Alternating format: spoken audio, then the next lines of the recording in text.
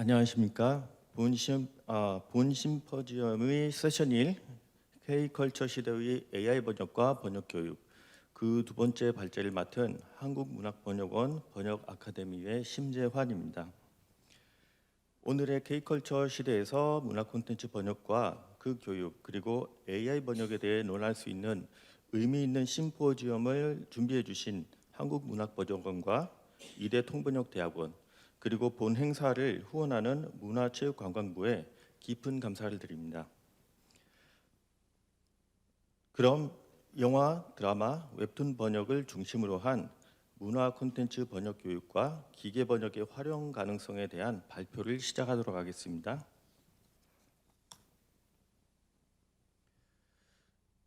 우리가 현재 살아가는 21세기는 온라인 플랫폼을 통해 범지구적 언어, 문화 교류가 이루어지는 전례 없는 시대라고 볼 수 있으며, 여러 나라의 다양한 문화 콘텐츠를 온라인으로 만날 수 있는 진정한 미디어 시대라고 할 수 있습니다.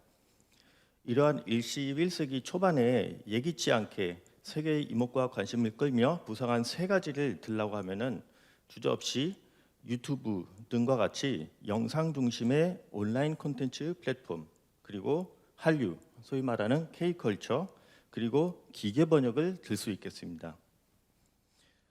우리나라는 예전부터 국내 제작 콘텐츠를 해외에 알리고 또 수출하고자 했지만 21세기 전까지는 서양 문화권과 공감대 결여, 그리고 콘텐츠 제작 능력 부족으로 인해 문화 콘텐츠를 토대로 한 큰 한류 발압을 일으키지 못했습니다. 하지만 21세기에 들어서 한국 문화 콘텐츠가 서양 문화 콘텐츠의 영향을 받아 공감이 가능한 현대적인 모습으로 빚어지고, 또 콘텐츠 제작 능력과 창의성 또한 올라가면서 세계적으로 인정받아 오늘날의 K 콘텐츠 및 K 컬처로 부상하게 되었습니다. 진정한 한류의 시작을 장식했다고 말할 수 있는 싸이의 강남 스타일은 도발적이고 관능적인 가사와 뮤직비디오로 도배된 서양어권 시장에서 코믹하고 참신한 내용을 담은 유쾌한 콘텐츠로 다가갔고, 2012년 미국 빌보드 차트는 물론 캐나다, 영국, 독일, 프랑스, 스페인, 러시아, 호주 등 30개국 이상의 음악 차트를 석권하였습니다. 또한 기생충, 오징어 게임, 사랑의 불시착, 재벌집 막내 아들, 도깨비 등의 한국 영화와 드라마는 아이디어 고갈로 인해 인간사가 아닌 히어로물만 제작하는 서양어권 지역에서 사람 중심 이야기에서 오는 감동과 희로애락으로 시청자의 마음을 사로잡았습니다. 이러한 콘텐츠는 21세기 이전에도 있었는데 왜 하필 지금에 와서야 한류가 알려지기 시작했을까요? 그 질문은 20세기에는 보편화되지 않았지만 21세기에는 누구나가 접하는 매체, 즉 영상 기반 온라인 플랫폼의 등장과 맞물려 있다고 할 수 있겠습니다. 21세기의 온라인 콘텐츠 플랫폼은 미디어의 권력 구도를 뒤집어 놓았습니다. 이전에는 국내 송출 방송이든 해외 송출 방송이든 방송사 그리고 또는 그 주요 관계자를 통하지 않고서는 이것을 내보내고 소비자에게 닿을 방법이 없었습니다. 즉 시청자에게 닿을 방법이 없었던 것이죠. 그렇지만 이제 지금은 이들을 거치지 않고 영상을 직접 인터넷에 올려 국내뿐만 아니라 세계 모든 시청자들에게 곧바로 닿을 수 있는 매체가 생긴 것입니다. 이 싸이의 강남 스타일과 데리, 그리고 BTS, 특히 BTS는 한국에서 유명해지기보다 먼저 세계에서 유명해진 다음 그 다음에 한국에서 유명해졌기 때문에 좀 특이한 케이스라고 할 수 있는데요. 이들 모두 유튜브와 같이 온라인 플랫폼의 이런 특성을 이용하여 다른 나라의 소비자, 시청자들에게 닿았고, 그로 인해 인기를 얻게 된 사례라고 볼 수 있습니다. 특히 이제 BTS 같은 경우는 안무와 노래 연습을 비롯한 각종 뮤직비디오를 꾸준히 올려서 시청자에게 직접적이고 적극적으로 다가갔기에 그만큼 많은 인기를 얻었고 한국보다 먼저 해외에서 알려졌다고 할 수도 있습니다. 마찬가지로 한국 영화와 드라마가 해외에 알려지고 시청되는 것은 넷플릭스와 같은 온라인 콘텐츠 플랫폼이 있기 때문이라고 말할 수 있으며, 앞으로도 이러한 온라인 콘텐츠 플랫폼은 더욱 확대되고 보편화될 것으로 보입니다. 그래서 이제 문화 콘텐츠 번역과 이를 위한 교육에 대해서 말씀드리도록 하겠습니다. 문화 콘텐츠의 번역은 장르의 특성을 고려한 내용의 장르의 특성을 고려한 내용의 현지화와 콘텐츠가 전달되는 매체, 그리고 해당 콘텐츠가 유통되는 업계의 규칙과 방식을 따라야 하는 번역 분야입니다. 따라서 콘텐츠 내용을 잘 반영할 수 있는 번역, 즉 번역 실력하고 필력이 요구되는 동시에 이것이 탑재되어 전달되는 그 수단, 일종의 그러니까 미디어, 매체, 그리고 기술적 제한, 그리고 업계에서 준수하는, 관례에서 기인한 규칙들을 반드시 숙지하고 준수해야 됩니다. 자막 제작을 위한 영상 번역은 여러 가지 규칙이 있습니다. 특히 한 스파팅에 넣을 수 있는 줄의 개수, 각 줄에 들어갈 수 있는 글자 수의 제한으로 추격을 요구하는 조금 특별한 번역이라고 할 수 있겠습니다. 한국, 일본, 중국 등에서는 자막 내 각 줄 끝에 마침표나 쉼표를 붙이지 않는 반면 북미, 중남미, 유럽에서는 각 줄 끝에 마침표나 쉼표를 붙입니다. 따라서 이것은 도착 언어가 서양어권이냐 아니면 동양어권이냐에 따라서 규칙이 조금씩 바뀌는 부분도 있고, 번역가는 도착어에 맞는, 도착어에서 준수하는 이런 관례와 규칙들을 반드시 숙지하고 있어야겠습니다. 또 이 밖에도 여러 가지 규칙이 있는데 이것에 대해서는 몇 가지 대표적인 것만 조금 이따 말씀드리도록 하겠습니다. 서지로 보는 만화나 온라인으로 연재되는 만화, 즉 웹툰의 경우는 원문 기준으로 만화에 있는 말풍선 공간 안에 번역이 전부 들어가야 하며, 번역가는 각종 의성어와 의태어 그리고 언어 문화적 정보 없이는 이해할 수 없는 내용을 도착어권 시청자들이 이해할 수 있도록 도착어권에 맞게 현지화해야 합니다. 또는 현지화하지 않고 어떤 특정 용어나 표현을 한국 표현이지만 이걸 그대로 음차해서 외국에 알려서 이게 모두가 알 수 있도록 하자 하는 이국화 전략을 취하기도 합니다. 그래서 이 부분에 대해서 번역을 하면서 많은 고민을 하기도 합니다. 소설 번역은 모국어와 외국어에 대한 원어민 수준의 이해와 구사력이 필요하고, 작가의 문체와 의도를 최대한 숙지해 번역에 반영할 수 있는 필력, 그리고 시와 노래 번역은 원천적으로 1:1 대응식의 번역이 아닌 음율, 운율, 리듬에 맞는 재구성된 번역이 요구되기 때문에 요구되기 때문에 수준이 높은 번역이라고 할 수 있으며, 특히 이제 노래 같은 경우는 음률과 리듬, 그리고 심지어 박자, 그리고 번역에 넣은 그 단어가 주는 울림이나 느낌까지도 고려해야 되는, 어떻게 보면 새로이 창의적으로 만들어지는 번역이라고도 볼 수 있습니다. 따라서 일반 번역과 비교해 문화 콘텐츠의 번역은 콘텐츠가 소유자에게 다다르는 형태, 방식, 매체의 영향을 받고 업계의 관례와 규칙, 나아가 내용의 현지적인 어떤 접근성, 그리고 수용성을 고려하는 제도적인 흐름을 따르는 번역이라고 할 수 있겠습니다.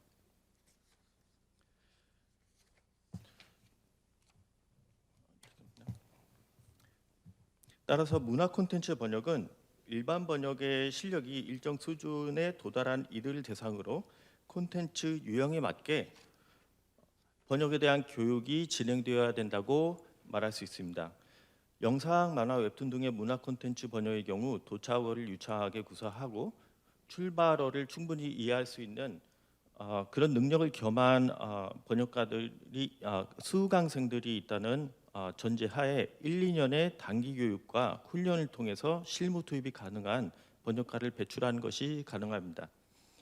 하지만 소설과 같이 언어 능력뿐만 아니라 개인의 필력과 문체에 따라 번역의 질이 크게 좌우되는 콘텐츠 같은 경우는 단기 교육보다는 중장기적인 훈련이 요구되며, 여기에서 이 부분은 개인 스스로도 여러 유형의 소설을 읽으면서 다양한 문체와 표현을 익히는 데 노력을 해야만 합니다. 시나 노래와 같이 창의력과 감각, 그리고 폭넓은 어휘력이 요구되는 콘텐츠의 경우 중장기적인 훈련은 물론이고 그것을 떠나 어떤 개개인이 가진 언어외적인 요소가 크게 작용한다고도 할 수 있겠습니다.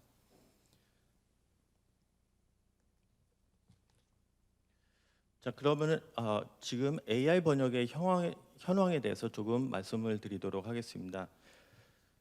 먼저 국내에서 AI 번역이라고 하는 이 용어는 사실 원래 전문 명칭은 기계 번역입니다. 그래서 Machine Translation 약자로 MT라고 하고 있습니다. 이는 소프트웨어를 통해 한 언어의 텍스트를 다른 언어의 텍스트로 변환하는 자동 변환하는 기능을 지칭하고 번역을 위한 소프트웨어의 사용을 연구하는 전산 언어학의 하위 분야입니다. 기본적인 수준에서 기계 번역은 한 언어의 단어를 다른 언어의 단어로 대체를 하고 데이터베이스로 입력된 문법, 말뭉치 통계, 관용구, 언어 유형의 차이 등을 처리하면서 이를 감안한 언어 변환 결과물을 제공한 것입니다. 그리고 이런 특성을 가지고 있기 때문에 정보 중심의 문장이나 보편적인 서술 구조를 따른 문장 번역에서는 꽤 쓸만하다는 평을 받고 있으며 이들이 갖고 있는 체계적인 어떤 시스템은 룰 베이스드, 그러니까 규칙 기반, 스태티스티컬, 통계 기반, 그리고 example based라고 하는 예문 기반의 시스템이 있습니다. 현재 기계 번역 소프트웨어 중에서는 구글 번역과 딥L이라고 하는 그 기계 번역 소프트웨어가 통번역사들 사이에서는 많이 이용이 되고 있으며 분야에 따라 언어 대체 범위를 제한해 결과물의 질을 향상할 수도 있는 이런 가능성을 가진 소프트웨어 번역에 큰 도움을 되고 시간을 아껴주는 소프트웨어라고 할 수 있습니다. 특히 전문 용어가 사용된 영역에서는 효과적인데 이 딥L이나 구글 같은 경우는 검색 엔진과도 연동이 돼서 따로 번역가가 이것을 검색 엔진에서 찾아보기 이전에 그것을 이미 자체적으로 검색을 해서 번역에다 반영을 해주는 어떤 편리함도 있습니다. 지금 보시는 이 부분은 2018년 국립생태원에서 발간한 생태로 읽는 독도 이야기에 나온 지금 부분 중에 하나며 바다제비에 대한 설명이 여기 크게 아래에 확대되어 있습니다. 보시면 아시겠지만 이 번역이 지금 기계 번역으로 돌린 것인데 지금 보신 것이 구글 번역이고 그 다음 보고 계신 것이 딥L을 이용한 번역입니다. 그리고 느끼실 수 있겠지만 번역이 상당히 괜찮게 되어 있습니다. 이 정도로 오늘날의 번역 기계 수준이 와 있다고 보시면 됩니다. 그러나 여기에도 문제가 여전히 그 기계 번역사에도 나타나는 오류들이 있습니다. 그 오류들이 대표적인 것이 여기에 있는 이 네 가지로 정리할 수 있는데요. 첫 번째로는 2개 이상의 해석이 가능한 용어나 문구가 나타났을 때 기계 번역에서 심각한 오류가 나타나기 시작합니다. 두 번째는 탈언어적 그리고 맥락적 의미 처리, 그러니까 말을 곧이곧대로 받아서만 번역을 하는 그 성향이 있는 것이 바로 기계 번역인데 그 말 전체적으로 전달되는 의도를 잘 파악해서 이것을 실제 그 도착어로 옮기지 못한다는 얘기를 하고 있는 것입니다. 3번은 관계 기반 문장의 처리라고 제가 여기다 썼는데 이 말은 무엇이냐면은 사람과 사람이 대화를 할 때 동양어의 경우는 그 윗사람과 아랫사람인지 아니면 얼마나 가까이인지에 따라서 경어가 오고 가든지 반말이 오고 가든지 평어체로 가든지 또 연인 사이 말투가 다 많이 다른데 이것을 기계 번역에서는 전혀 분간하여 적용하지 못하고 있다는 걸 말씀드린 겁니다. 4번 비표준 구문 및 용어, 비문 은어 비속어, 신조어, 어투 등을 이제 언급을 하고 있는데요.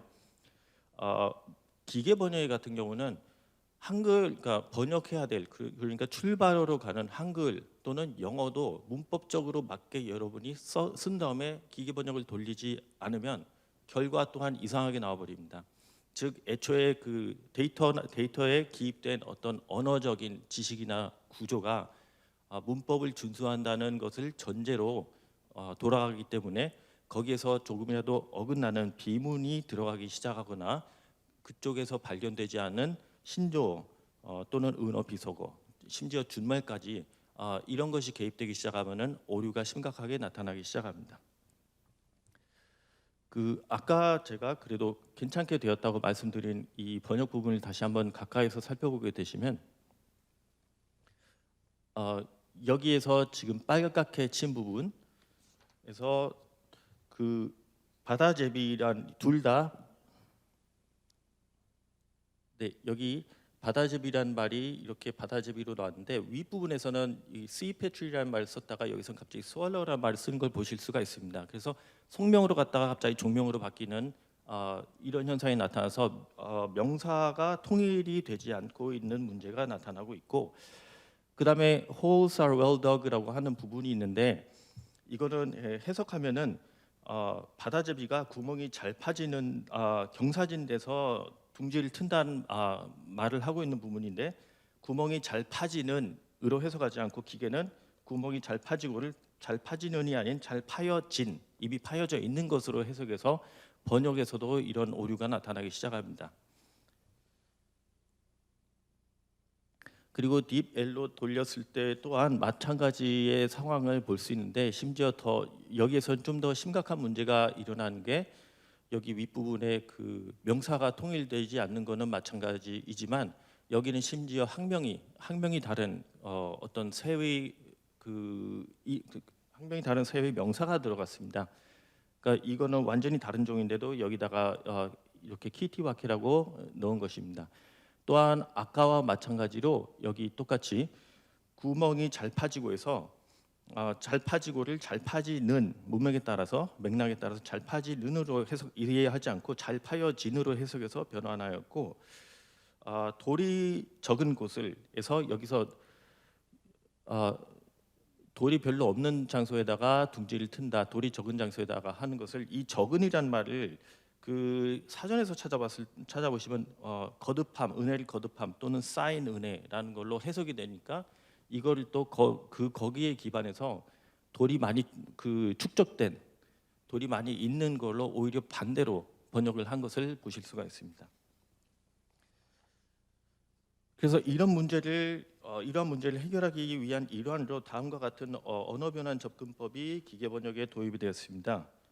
하이브리드 MT라고 해서 복합 접근 방식의 기계 번역, 그리고 뉴럴 MT라고 해서 인공신경망 기계 번역인데, 하이브리드 같은 경우는 규칙 기반 번역을 먼저 돌린 후 통계 기반 접근을 얹어서 문장을 다듬고 재차 규칙에 어긋나지 않은지를 확인하고, 뉴럴 MT 같은 경우는 인공신경망을 통해서 연속성과 일치 가능성을 예측하는 접근 방식이라고 보시면 되겠습니다. 그리고 마지막에 여기 나와 있는 자연어 처리라고 하는 것은 컴퓨터가 인간의 언어를 이해, 생성, 조장할 수 있게 하는 AI 분야 중 하나로서 기존 접근 방식과 비교해서 잠재성과 인공지능성이 상당히 높을 것이라 예상되지만 극복해야 할 난관이 조금 여전히 많이 있는 언어 변환 기술로 바라보시면 되겠습니다. 그래서 이 자연 언어 처리 같은 경우는 앞서 말한 방식하고 다른 점이 뭐냐면은, 기계 번역 같은 경우는 인간이 데이터에 입력한 것을 그 지식과 정보나 규칙을 기반으로 돌아갑니다. 그래서 다시 말하면은 스스로 학습하거나 판단하는 능력이 없습니다.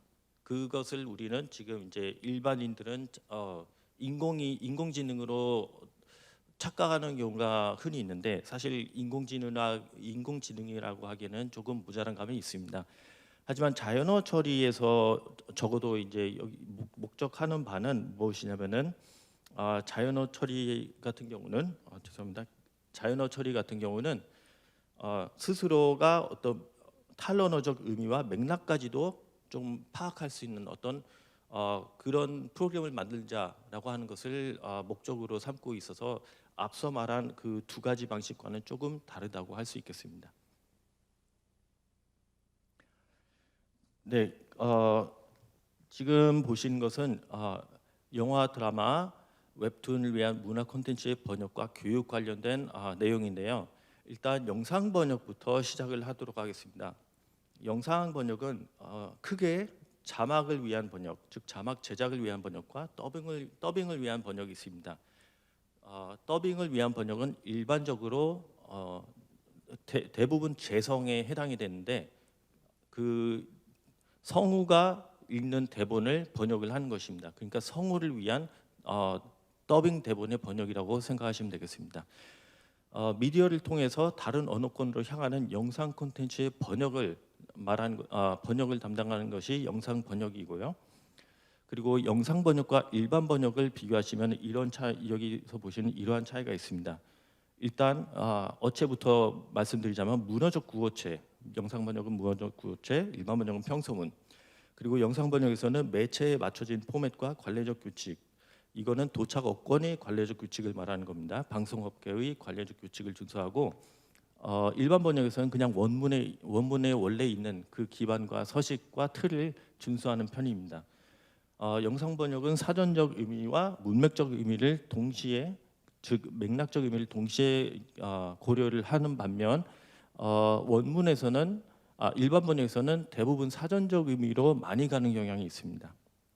또 그 영상 번역에서는 가독성과 간결성을 우선시하는 맥락 중심 추격이다 보니 대부분 다시 쓴 내용이 나타나곤 합니다. 자막이나 더빙 같은 곳에서 더빙 번역에서 많이 볼 수 있는 현상이고, 일반 번역에서는 가급적인 원문에 충실한 번역으로 가는 것을 목적으로 하되 자연스럽게 하기 위해서는 약간 의역이 가미되는 정도입니다.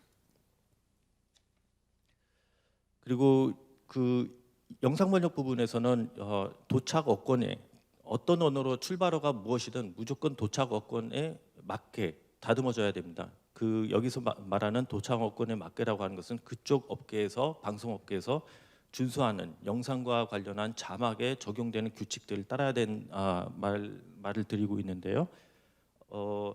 지금 여기 보시는 것이 기본적으로 한국어에서 외국어로 갈 때, 특히 여기서 말하는 외국어는 서양어로 제한했습니다. 서양어로 갈 때는 약 30개 이상의 규칙이 있습니다. 국가마다 조금씩 다르긴 하지만, 그리고 외국어에서 한국어로 올 때는 무조건 그게 아랍어든 중국어든 스페인어든 영어든 한국어 규칙을 따르는 자막으로 제작을 해야만 하고, 이런 규칙들이 23개 정도가 있겠습니다. 영상 번역 관련된 교육을 할 때는 자막 같은 경우는 오늘날에는 영상 번역가라면 자막 제작 프로그램을 사용해서 그 자막 파일을 만들어서 이걸로 납품할 수 있어야 된다는 그런 것이 이제 많이 요구된 트렌드입니다. 즉 예전처럼 한글이나 워드에다가 번역만 해서 갖다 주면 저쪽에서 알아서 이걸 자막화하겠지가 아니라, 영상 번역가는 애초에 납품할 때부터 자막 형태로 해야 된다는 게 오늘날의 트렌드이기 때문에 이렇게 지금 보시는 것은 서브타이틀 에딧의 한 컷을 여기다 올린 것인데요. 이런 자막 제작 프로그램을 사용할 줄 알아야 됩니다. 또한 더빙 번역 같은 경우는 성우가 읽는 대본을 번역한 것이다 보니까 영상과 싱크된 음절까지도 싱크된 번역을 내놓아야 되고, 그래서 추격뿐만이 아니라 필요하다면 늘리는 번역까지도 할 수가 있어야 됩니다. 또한 호흡 표기라는 것이 들어간데, 여기서 보신 이런 것들, 이게 성우가 보고 타이밍에 맞춰서 쉬거나 아니면은 다른 성우가 그 장면에서 개입하는 어떤 순간들을 나타내고, 이것 외에도 잠시 이 표시 같은 경우는 2초 동안 있다가 그 다음 대사가 나온다라는 이런 기호 같은 것이 있습니다. 이것을 호흡 표기, 호흡 기호라고 하는데, 이런 것에 대한 교육도 필요한 상황입니다. 지금 보시는 것은 외국어에서 한글로 간 자막의 예이고요. 보시면 아시겠지만 마침표가, 줄 끝에 마침표나 쉼표가 없습니다. 영화 극장에서도 아마도 보셨을 겁니다. 그리고 이것은 한국어에서 외국어로 간 자막의 사례인데 여기 보시면 마침표가 있습니다. 왜 서양어권에서는 줄 끝에 마침표나 쉼표를 넣느냐, 동양에서는 이걸 지저분하다고 해서 빼는데 여러 가지 이유가 있지만 동양 언어는 기본적으로 문장이 끝날 때쯤은 그 어미를 보고 이제쯤 끝났구나를 알 수가 있습니다. 그렇지만 서양어처럼 이렇게 서술이 길게 봉문으로 이어질 수 있는 언어는 마침표나 쉼표를 찍어주지 않으면은 해석도 잘못될 수 있고 언제 뭐가 끝난지도 알기 힘들기 때문에 그렇다고 생각합니다. 나머지 대표적인 규칙들 몇 가지 여기다 올려놓았는데 시간 관계상 여러분이 볼 수 있게 이렇게 잠깐 보여드리고 몇 가지 아까 말씀드린 줄 끝에 마침표나 쉼표를 찍지 않음 이러고 말씀드린 부분이 여기 있고 그다음에 이제 시간에 따라서 그 자막이 그러니까 화면이나 대사가 지나간 시간에 따라서 자막도 시간에 쫓게 되게 합니다. 2초 말하고 또 다른 대사가 나오는데 자막이 4초 동안 떠 있을 수 없겠죠. 그래서 번역도 그 대사가 지나간 시간에 쫓기기 때문에 더 짧아지고 계속 이제 어떻게든 추격을 하거나 핵심만 빼서 간추려야 하거나 뭐 이런 상황이 많이 발생합니다. 그리고 스파팅이라는 거는 그 자막이 떠 있는 구간을 얘기하는데 자막이 한 장면에서 끝나지 않고 또 그 다음 장면으로 넘어가는 경우, 그러니까 두 구간에 걸쳐서 하나의 대사가 이어지는 경우 외국에서는 마침표 대신에 이 말줄임표 3개를 찍어주고 그 다음 스파팅에서 시작할 때 앞에다 또 말줄임표 3개를 찍어주는 게 원래 이렇게 자막 번역을 할 때 지키던 방식이었습니다. 한국어의 경우는 그런 거 없이 바로 그 다음 자막으로 적당한 곳에서 끊어준 다음에 두 번째 스파팅에서 나머지 문장이 나타나게 했는데 요즘 넷플릭스에서 나타난 자막에 의해서 지금 말씀드린 이 부분은 달라지고 있습니다. 그러니까 영상 번역에서 자막 관련된 규칙들도 편의나 어떤 미학적인 기준을 근거로 해서 계속 변화하고 있다는 것을 알려드리고자 합니다. 그 웹툰에 대해서 말씀드리면 웹툰이든 만화 번역이든 앞서 말씀드렸다시피 웹툰은 웹에 올려지는 카툰이고 서지로 나오는 만화는 그냥 카툰이라고 보시면은 둘 다 원칙은 비슷하게 갑니다. 그래서 말풍선 내에 말이 다 들어갈 수 있도록 축소 번역을 해야 되고 그다음에 의성어와 의태어를 잘 번역할 수 있어야 되고 여기에서도 몇 가지 규칙들이 있는데 줄바꿈하면서 단어 쪼개지 않기. 단 예외가 예를 들어서 한국어나 일본어에서 서양어로 번역돼서 가는 경우는 그때는 불가피하게 말이 길어지는 것을 알기 때문에 그쪽 업계에서도 알기 때문에 이런 경우에는 번역되는 웹툰 만화 또는 서지 만화에서는 예외로 적용된다고 할 수 있습니다.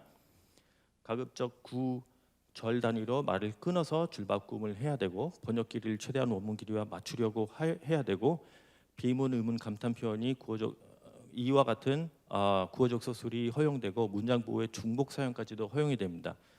영상 번역에서는 문장 보호의 중복이 허용이 되지 않습니다. 그러니까 이게 무엇이냐면은 느낌표와 물음표를 동시에 문장 끝에 같이 넣는 것을 얘기합니다. 그리고 만화 번역이 여러분이 안 그래 보여도 가능한 수준에서는 최대한 맞춤법 규정에 지키려고 하는 번역입니다. 지금 보시다시피 여기서 이제 각 줄이 나눠질 때 아무 데서나 끊어지지 않는 걸 여러분이 보실 수 있겠습니다. 이거는 지금 일본어에서 한국어로 오는 번역인데 그럼에도 불구하고 한국어에서는 이렇게 자연스럽게 끊어질 수 있도록 그러니까 전부 다 해 한 다음에 끊어져서 저 밑에 두 번째 줄에서 서로 다시 시작한 일이 없다는 얘기입니다. 네, 이거는 지금 영어권의 그 카툰을 만화 부분을 보고 계신데요. 여기에서도 마찬가지로 말풍선 안에서 보면은 이 단어들이 끊어지는 부분들이 딱딱 절이나 구에 맞게 어떤 의미단으로 끊어지는 것을 볼 수가 있습니다. 다만 이렇게 동양어에서 서양어로 갈 때는 아무래도 그 내용이 길어지기 때문에 이쪽에서는 어쩔 수 없이 단어가 끊어지는 것을 용납을 하고 있습니다. 그러니까는 대시를 넣고 한 단어가 첫 번째 한 줄에서 끝나지 않고 그 다음 줄로 이어지는 상황이 허용이 되고 있는 실정입니다. 그리고 웹툰에서 가장 문제가 되는 것 역시 그 의성어, 의태어, 효과음인데 효과음 같은 경우는 그래도 어떻게 소리 비슷하게 음차를 하면은 이게 해결이 될 수 있고, 의성어도 이와 같이 서양어에 이미 존재하고 있는 의성어를 쓰거나 아니면 존재하지 않는다면은 그걸 음차하면은 해결하는 방법은 있습니다. 그렇지만 우리나라의 의터어 같은 경우는 좀 특이한 면이 있는 게 단순히 어떤 몸짓이나 행동을 나타내지만 않고, 예를 들어서 뭐 반짝반짝이라든지 반질반질이라든지 어떤 형용사적인 의미를 담는 의태어도 많이 있기 때문에 이것이 이제 들어가기 시작하면서 문제가 생깁니다. 삐질삐질, 화기애애, 머스코스, 쭈뼛쭈뼛 이런 것들이 아예 이런 유형의 의태어 개념이 서양에서는 없습니다. 서술적으로 풀어서 하던 서양에서는 만화도 마찬가지고 뭐 효과음이나 나오지 이런 의태어적인 것이 별로 사용이 되지 않았기 때문에 한국어에서 서양어로 갈 때는 이게 굉장한 고민이 되고, 쭈뼛쭈뼛을 어떻게 해야 될까요? 하면은 이거를 이와 비슷한 의미로, 맥락상 비슷한 의미로 작용할 수 있는 형용사를 찾아보거나 동사를 찾아보거나 동사 원형을 쓰든지 현재 분사를 쓰든지 그렇게 해서 지금 해결을 하고 있는 상황인데, 이 웹툰 번역이 아직 좀 그에 대한 연구나 또 이제 이 분야가 많이 알려지거나 번역이 활성화된 게 오래되지 않았기 때문에 이 부분에 대해서 어떤 정해진 룰이나 합의된 규칙이 없습니다. 네, 지금 보시는 것은 영화 트랜스포머 비스트의 서막을 기계 번역 돌린 것의 몇 가지 예인데요. 어, 여기서 원문은 There is human security all around the church. 그래서 교회 주변에 인간 경비가 사방에 깔려 있다 이런 뜻인데, 기계 번역을 한 자막은 교회 곳곳에 인간의 안전이 있습니다라고 나오고 있습니다. 네, 옛날에 그 스파르타쿠스라는 그 드라마에서도 저는 아내를 구하지 못했습니다를 전 아내를 저장하지 못했습니다라고 나온 적이 있었는데, 예, 그와 비슷한 오류라고 할 수 있습니다. 이런 거는 한 단어가 여러 가지 뜻을 가질 수 있을 때 그 기계 번역에서는 상황이나 흐름을 파악해서 자기가 보고 이거겠구나 하고 딱 그런 판단을 내려서 이제 제대로 그 뜻을 거기에다 끼워 넣을 수 없기 때문에 일어난 오류라고 할 수 있겠습니다. 그리고 이제 당연히 해설적으로 서술한 어색한 대화 요거를 말씀드리고 있는데, 교회 곳곳에 인간의 안전이 있습니다. 그 어느 정도 안면을 튼 로봇과 사람끼리 얘기해서 보통이라면은 교회 곳곳에 경비가 깔려 있어라고 얘기할 그 대사를 교회 곳곳에 인간의 안전이 있습니다라고 얘기를 하고 있어서 어색하다고 말씀드리는 겁니다. 그 다음에는 이제 여기에서 나타난 오류는 Then we'll have to take a play out of your book. 이게 사실 어떤 관용어, 영어권에서 쓰는 관용어. 그러면 너희들 방식대로 해보지라고 하는 관용어인데, 원래는 take a page out of your book인데 여기서는 말을 좀 바꿔서 take a play out of your book라고 주인공이 말을 하고 있습니다. 그러니까 이게 원래 관용어와 약간 달라져서 그런지 아니면 관용어 자체가 없어서 그런지 몰라도 이것을 사전적인 의미로 기계 번역은 돌려버리고, 그런 다음 우리는 당신의 책에서 연극을 해야 합니다라고 하는 엉뚱한 번역으로 낳기 시작합니다. 이게 바로 한 단어가 아니면 한 표현이 여러 가지 의미를 가질 때 엉뚱한 방향으로 기계는 그것을 잡고 번역을 한다는 얘기입니다. 그런 얘기고요. 그리고 해설적으로 서술한 건 여전히 똑같이 보입니다. 여기서는 enough of these games, I'll get it myself. 여기서 I'll get it myself. 내가 직접 가서 취하겠다. 그래서 여기서 말한 it은 이 영화 맥락상 트랜스워프 키라는 유물입니다. 그런데 이 기계 번역은 이게 앞에서 나온 그거구나 하고 이거를 파악하지 못합니다. 그러니까 어떤 대명사가 나오면은 그게 그 문장 안에서의 어떤 주어겠지 하고 거기서만 찾지, 그거를 이야기 흐름 속에서 맥락 속에서 그 대명사가 뭐에 속할까를 찾을 수 없다는 걸 말씀드리고 있습니다.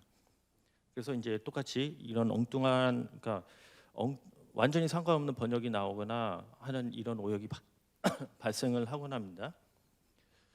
그 다음에 이제 원문에서는 not on my watch, 내가 보고 있는 한 그럴 일 없어, 또는 내가 있는 한 어림없다, 이렇게 의역할 수 있는 거를 내 시계는 없습니다라고 하고 있습니다. 이 watch라는 말을 시계 그대로 번역을 한 건데 기계 번역은 아무래도 what이라는 단어를 검색했을 때 나오는 결과물로서 이거를 통계나 확률을 찾아서 넣기 때문에 이런 오류가 생깁니다. 그리고 이제 이거는 한국어를 그 구글 번역으로 돌려봤을 때 나오는 오류를 지금 보여드리고 있는데 아니 애가 진짜 멘탈이 약해가지고 써먹을 수가 있어야 말이지라고 하는 흔히 영화에서 볼 수 있는 대사가 이거를 기계 번역으로 돌리면 No, the child has to be really mentally weak and be able to use it이라고 하는 엉뚱한 말로 번역이 됩니다. 이게 왜 엉뚱하냐면 이 내용을 곧이곧대로 이렇게 죄송합니다. 이 내용을 한국말로 한국어로 번역하면 이게 됩니다. 아니 아이는 진짜 정신적으로 약하고 그걸 사용할 수 있어야 해라고 하는 생뚱맞은 내용으로 번역이 되고 딥L을 썼을 때도 마찬가지로 아니 그가 진짜로 정신적으로 약해서 그걸 사용할 수 있을 때까지는 안 되라고 하는 맥락하고는 맞지 않고 또 무슨 말인지도 모르는 어떤 내용으로 번역이 됩니다. 기계 번역은 자체 판단이 안 되고 그냥 기입된 대로 그런 어떤 언어적인 구조나 체계 안에서 결정을 하기 때문에 이런 실수들이 나타난다고 볼 수 있겠습니다.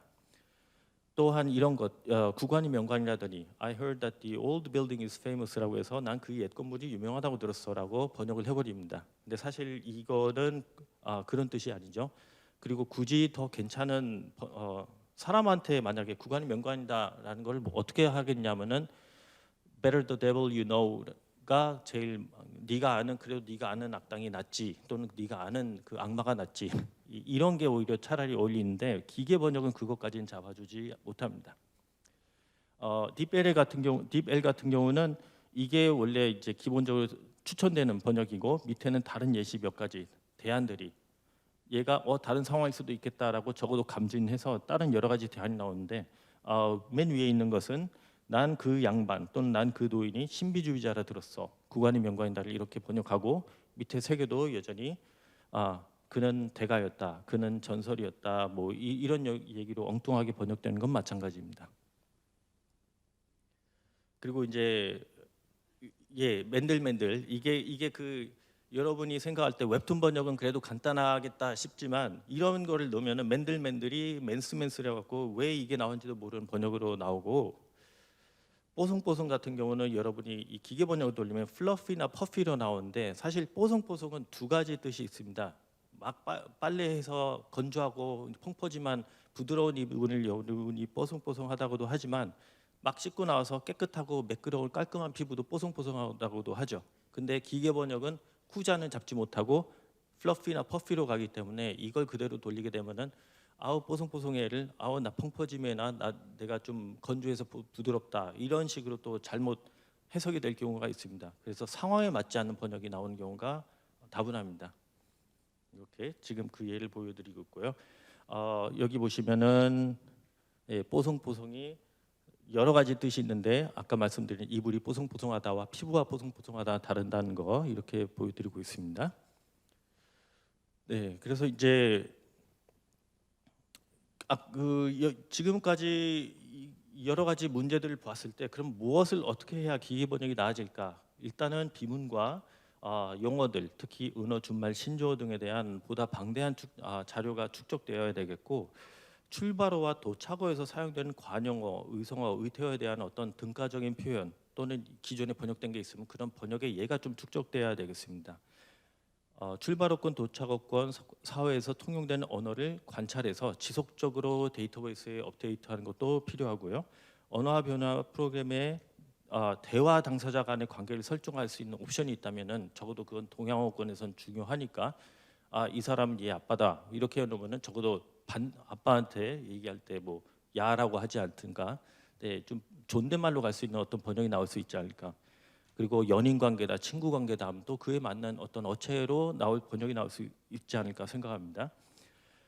문화 콘텐츠 업계 및 전달 매체가 요구한 틀과 규칙 적용. 이거는 아까 여러분한테 계속 보여드린 대로 이 문화 콘텐츠 영상 번역과 웹툰 같은 경우는 어떤 제도적인 특징을 관례나 관례에 의해서 요구된 규칙을 따르기 때문에 그것을 어떻게든 이런 자동 번역에 입력을 하거나 이걸 지켜달라라고 할 수 있으면은 좀 더 사용할 수 있고 활용할 수 있게 될 것 같습니다.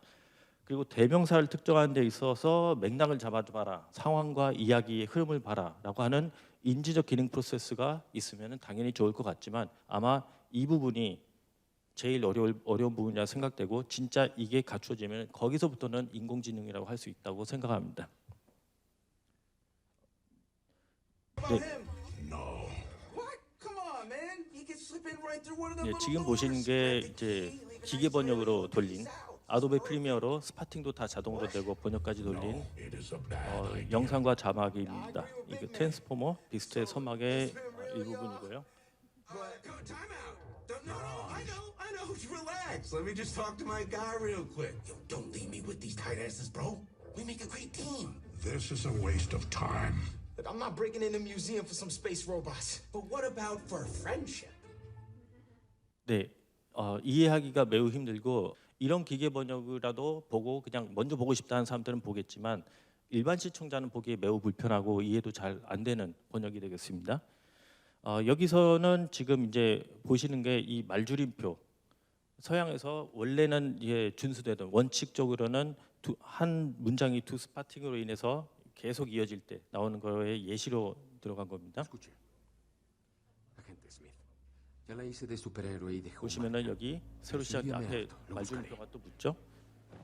Oh, sí. Hay una escuela como a 500 metros. 그리고 aquí, 그 así que 일반적인 ¿por qué 말줄임표 no? 기능으로도 사용이 되기도 Lo peor 합니다. del cáncer no es lo que te hace a 이거는 ti, 지금 이렇게 여기 보시면 sino las personas que amas. 계속 문장에서 이어질 때 또 이렇게 나오고 ¿Quién sabe 네. si este tipo 이거를 보여드리기 위해서 이건 넣었던 거고 그 다음에 맥락의 중요성에 대해서 한번 언급드리기 위해서 이 영상을 준비했는데 이 영상은 실제 그 품행이라고 한 영화 2014년 부산국제영화제에서 선보여졌고 그 다음에 이후에 외교부에서 주최한 쿠바 현대 영화제 2015년에서 상영됐던 영화인데 여기에서 나타난 번역 문제들을 좀 보여드리려고 합니다. 맥락과 관련이 있어서 보여드리는 겁니다. Un momento. ¿Dónde es el fuego? Si ustedes saben que falta la tarea, me van a traer un párrafo de un tema libre escrito en primera persona. Profe, en primera persona es como decir mí mismo, ¿no? En primera persona sería: yo soy Chala.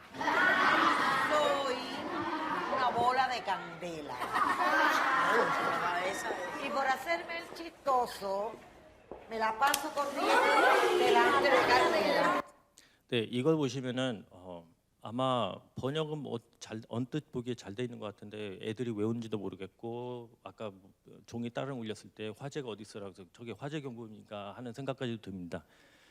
번역가는 진짜 원문에 충실하게 그리고 의역은 하긴 했지만 맥락은 따르고 있지 않는 상황입니다. 그리고 이건 실제로 통번역대학원 수료생이 참여했던 번역입니다. 물론 이제 웬 이유는 모르겠지만 상황이나 맥락을 보지 않고 했던 초기 번역입니다. 그리고 이거를 다듬어서 맥락을 감안한 번역은 다음과 같이 되겠습니다. Un momento. ¿Dónde es el fuego? Si ustedes saben que falta la tarea, me van a traer un párrafo de un tema libre escrito en primera persona. Profe, en primera persona es como decir mí mismo, ¿no? En primera persona sería: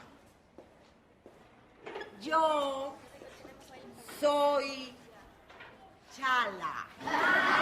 Soy una bola de candela. Y por hacerme el chistoso, me la paso corriendo delante. 네, 이제는 이해가 되십니까? 훨씬 짧고 간결하면서도 다 이해가 되는 그런 아예 글을 다시 쓴 자막이 사실 이런 식으로 그 자막은 만들어집니다. 앞에서 원문에 충실하게 그냥 글만 옮기는 게 아니라 맥락과 상황을 고려하고 여기서 남들이 다 웃을 때 왜 웃는지를 실제로 여기서 자서전이라는 말은 나오지 않았지만 그럼 나에 대해서 쓰라는 건가요를 자서전으로 해석할 수 있는 능력이 있어야 됩니다. 자, 그래서 이제 기계 번역의 발전과 잠재성 그리고 전망에 대해서 좀 말씀드리자면 기계 번역은 소위 말하는 인공지능을 지녔다고 적어도 지금의 기계 번역은 인공지능을 지녔다고 하기에는 보완해야 될 점들이 아직 많이 있습니다. 그리고 지속적인 프로그램 조정, 데이터베이스 업데이트, 문장 구조, 언어 사용 예의 축적 그리고 보다 많고 다양한 번역의 예시의 축적이 필요합니다. 기계 번역이 상당히 발전해서 번역 시 참고할 만한 수준에는 이르렀습니다. 그건 분명하고 또 많은 번역가들이 오늘날 기계 번역을 사용하고 있습니다. 심지어 통역사들도 받은 자료를 기계 번역을 돌려서 그냥 갖고 나가고 약간 다르더라도 그냥 현장에서 쓸 수 있으니까 되게 편하게 사용하고 있죠. 그렇지만 이 기계 번역의 수준이 번역가를 일괄대체할 수준에는 당연히 이르지 않았고, 특히 서술적인 어떤 기교가 많이 들어간 문장, 또 긴 문장, 아니면 맥락, 상황, 언어외적 지식이 요구되는 그런 콘텐츠의 번역에는 심각한 오류를 낳기 때문에 그런 번역에는 적합하지가 않습니다. 즉 현재로서는 콘텐츠, 문화 콘텐츠 번역에 적합하지 않다고 말씀드리고 있는 겁니다. 기계 번역이 일괄 번역가들을 많이 발전해서 번역가들을 일괄 대체할 수 있는 수준에 이르더라도 여기서 소위 말하는 인공지능, 즉 입력된 룰과 규칙에 의해서 번역되고 자료에 축적된 어떤 예시에 의해서 번역된다는 것을 감안하면 번역가의 역할은 사라지지 않고 그냥 번역하는 사람에서 감수나 교정하는 사람으로 그런 형태로 변할 것 같습니다. 그리고 기계 번역의 발전은 많은 번역가들이 참 회의적으로 바라보는데, 물론 질이 그다지 만족스럽지 않아서 그런 것도 있지만 언젠가 내 역할을 뺏지 않을까 그런 우려도 있습니다. 그래서 기계 번역에 대해서 좀 부정적이거나 굳이 기계 번역에 대해서 뭐 좋은 말을 하고 싶지 않다 이렇게 생각하는 번역가들이 많은데, 기계 번역의 발전은 대량의 콘텐츠를 보다 빠르게 공유할 수 있는 시대를 열어줄 수 있습니다. 아무리 그래도 일반 번역가가 20분에 걸리는 거를 2초 만에 나오는 번역이다. 그러면은 당연히 매력적으로 다가올 것이며, 영상 번역을 하는데 보통 전문 번역가가 이틀에서 3일 걸린다 하면은 기계 번역을 돌리면 하루나 반나절이면 그게 완성될 수도 있다고 생각하면 기계 번역의 발전을 막거나 가로막거나 그거를 부정적으로만 볼 것이 아니라고 생각합니다. 예, 이상 제 발표를 마치도록 하겠습니다. 감사합니다.